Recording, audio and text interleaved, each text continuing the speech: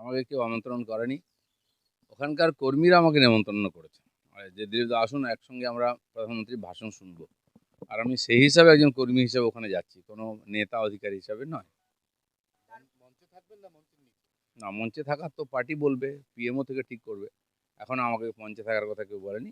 আমি জনতার মধ্যে থাকবো। দিলীপ ঘোষ বেশ কয়েক বছর ধরে কর্মী হিসাবে থাকে, কর্মীদের সঙ্গে থাকে। যত সভা সমিতি দেখেন আমি সব জায়গায় উপস্থিত থাকি কর্মী হিসাবে। না, এখনো পর্যন্ত আমার কাছে কোনো ইনফরমেশন আছে না। একাধিক সব জায়গায় যাই না তো। ইলেকশনের সময় উনি সমস্ত পার্লামেন্টেতে সভা করছেন, আমি কি গেছি? আমি ইলেকশন লড়ছিলাম। এই বছরে উনি আলিপুরদুয়ারে এসেছিলেন, তো এখান থেকে আলিপুরদুয়ার ভাষণ শুনতে যাওয়ার কোনো দরকার নেই, এত খরচা করে লোকজন নিয়ে। তো টিভিতে শুনেছি, যেহেতু আমাদের এখানে কাছে আসছেন, আমি ওখানে লোকসভার ক্যান্ডিডেট ছিলাম, তো কর্মীরা আমাকে ডেকেছেন ওই সভায় যোগ দিতে, আমি তো চলেই যাব।